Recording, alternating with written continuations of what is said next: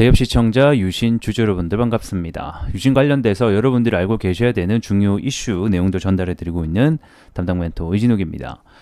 자, 최근에 이 유신의 주가가 아무래도 이 재건 이슈에 따라서 움직이고 있다 보니까 이 재건의 이슈를 계속해서 파악해 나가는 것이 일단 단기적으로 그리고 중장기적으로는 좀 중요한 사항이 될 것 같습니다. 자, 현재는 이 우크라이나 전쟁이 지속되고 있는 가운데 휴전에 대한 재기 가능성이 어느 정도 점쳐지고는 있지만 아직까지 직접적으로 테이블이 협상이 열린다라던가 어떤 실질적인 행동으로 이루어지고 있진 않은 상황이기 때문에 주가가 다시 한 번 더 빠지고 있는 상황이죠. 자, 이런 재건 테마주 같은 경우에는 우크라이나에 대한 상황 그리고 러시아에 대한 정세 상황 파악이 굉장히 중요한 부분들이 있습니다. 그렇기 때문에 오늘은 현재 이 전쟁 휴전에 또 중요한 열쇠라고 불리고 있는 전쟁 지원 예산안에 관련된 내용들을 함께 조금 다뤄보도록 하겠고요. 이어서 또 주가 분석, 수급 분석도 전반적으로 해보는 시간 전체적으로 가져보도록 하겠습니다. 자, 영상 길게 끌지 않고 핵심만 딱딱 짚어서 전달해 드릴 테니 집중하시면서 같이 가보도록 하겠습니다. 자, 첫 번째 이슈와 함께 보도록 하겠습니다. 미국 공화당 하원 의장 우크라이나 추가 지원안 협상 가능성을 시사했다라는 소식인데요. 자, 앞서 10월이죠. 작년 10월 달에 바이든이 80조 정도의 규모의 이 우크라이나 지원 예산안을 의회에 제출했는데 지금 상의원은 통과가 됐는데 하의원의 반대로 통과가 안 되고 있는 상황이죠. 그래서 이 하의원의 미국 존슨 의장이라고 해서 이분이 굉장히 중요한 인물입니다. 이분이 어떻게 좀 잘 해결하느냐 마냐에 따라서 우크라이나 지원의 방향성이 갈린다라고 볼 수 있겠습니다.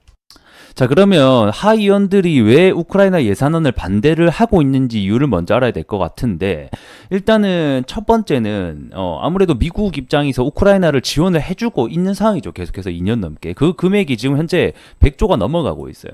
근데 그렇다 할 뚜렷한 성과가 일단 없습니다. 그래서 이 러시아군이 더 이상 진전하지 못하게 막는 것일 뿐 계속해서 쏟아붓는다라고 해도 더 나은 결과가 가져오지 못하니까 이게 미국 입장에서는 자국민의 세금을 걷어들여서 또 지원을 해주다 보니까 이게 맞나? 어떻게 보면 강경파 입장에서는 그렇기 때문에 가장 반대하고 있는 이유가 크지 않을까 이렇게 조금 생각이 들고요. 그리고 무엇보다 이렇게 계속해서 지원을 해주게 된다라는 것 자체가 이 전쟁을 계속 끌어나가겠다라는 것이기 때문에 이 재건주에게는 사실상 조금 안 좋은 뉴스라고 보실 수 있습니다. 그래서 앞전에 이 예산안 통과가 계속 안 되고 있다라는 소식은 재건주에게 호재죠. 왜냐하면 이 우크라이나 그리고 러시아 전쟁의 가장 지금 중요한 키 중에 하나가 이 외부의 자금 지원이 계속 되냐 안 되냐 여부거든요. 그래서 이 러시아도 이번 인터뷰를 통해서 푸틴이 이런 말을 했죠. 너희 서방 국가와 이 유럽 쪽에서 지원만 안 해주면 벌써 이 우리 우크라이나 러시아 전쟁이 끝났다.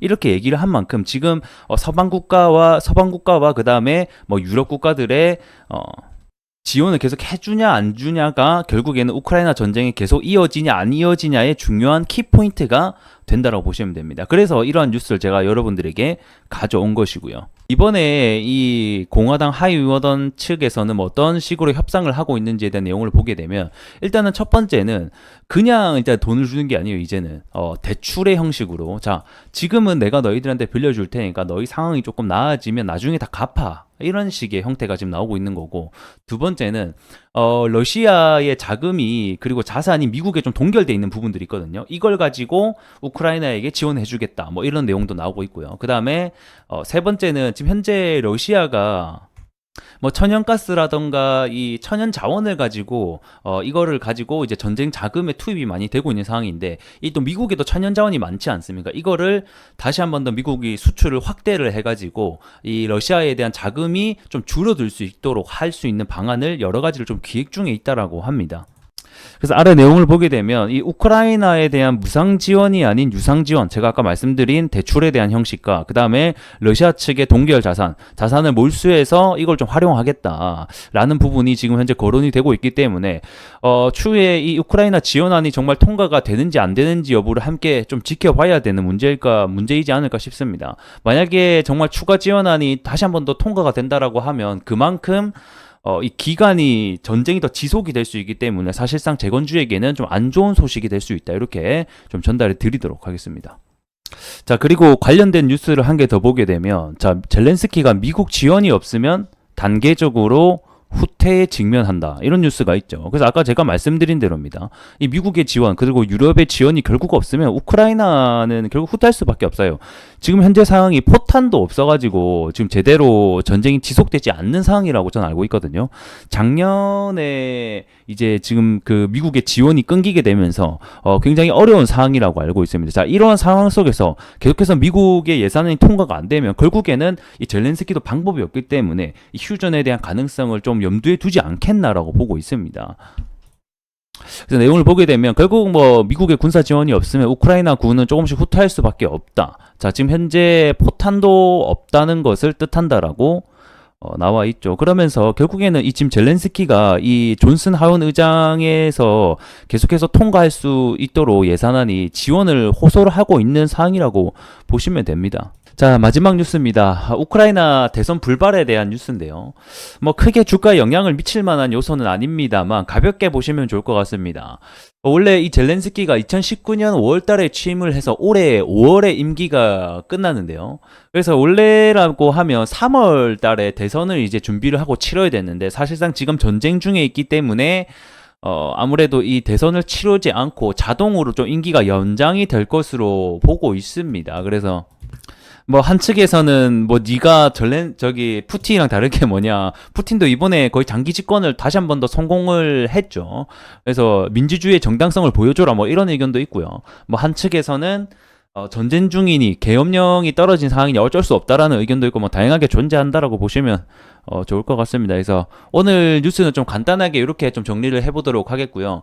자, 아직까지는 이 우크라이나 종전에 대한 얘기는 없어요. 하지만 계속해서 이 우크라이나와 그 다음에 러시아의 사태가 어떻게 진행되고 있는지를 우리가 알아야지 이 속에서 실마리랑 힌트가 어느 정도 있거든요. 그래서 이런 내용들을 계속해서 전달 드린 이유는 이 안에서 우리가 가져갈 수 있는 또 포인트들이 있기 때문이다라고 보시면 좋을 것 같습니다. 그래서 뭐 물론 전쟁이 빨리 끝나고 휴전이 되면 가장 좋겠지만 지금 상황 속에서는 아직까지는 그렇지 않기 때문에 현재 우크라이나와 그다음 러시아 전쟁에 관련된 이슈들을 계속해서 제가 얘기를 해드리면서 이렇게 정보를 전달해 드린다라고 보시면 좋을 것 같습니다.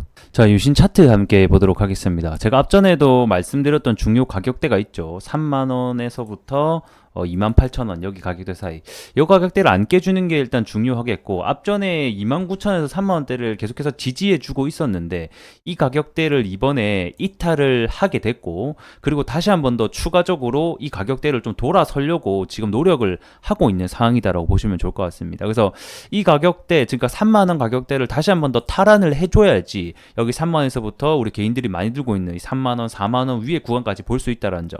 만약에 이 28,000원, 27,000원 구간을 다시 한 번 더 하향 이탈을 하게 된다라고 하면 그때부터는 단기적으로 이런 식으로 하락 추세선이 지속이 될 가능성이 있기 때문에 이 부분을 우리가 좀 염두에 두면서 같이 보셨으면 좋겠습니다. 그래서 일단 단기적으로 28,000원 구간을 이탈하는지 여부를 잘 보셨으면 좋겠고, 만약에 해당 가격을 이탈한다라고 하면 단기적으로 하방 추세가 지속될 수 있기 때문에 이러한 부분을 우리가 염두에 두자, 이렇게 좀 설명드리도록 하겠습니다.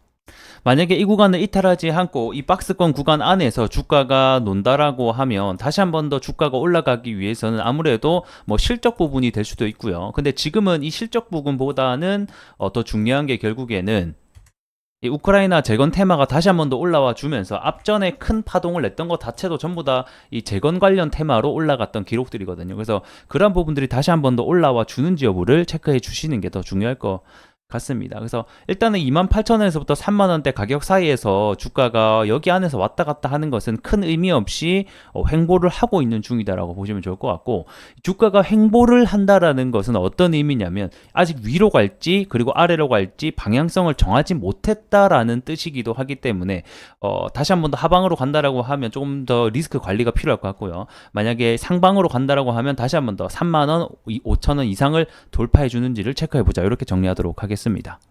자, 오늘 영상 시청해 주시느라고 대단히 수고 많으셨고요. 저는 또 다음 시간에 여러분들에게 더 알찬 내용으로 찾아뵙도록 하겠습니다. 고맙습니다.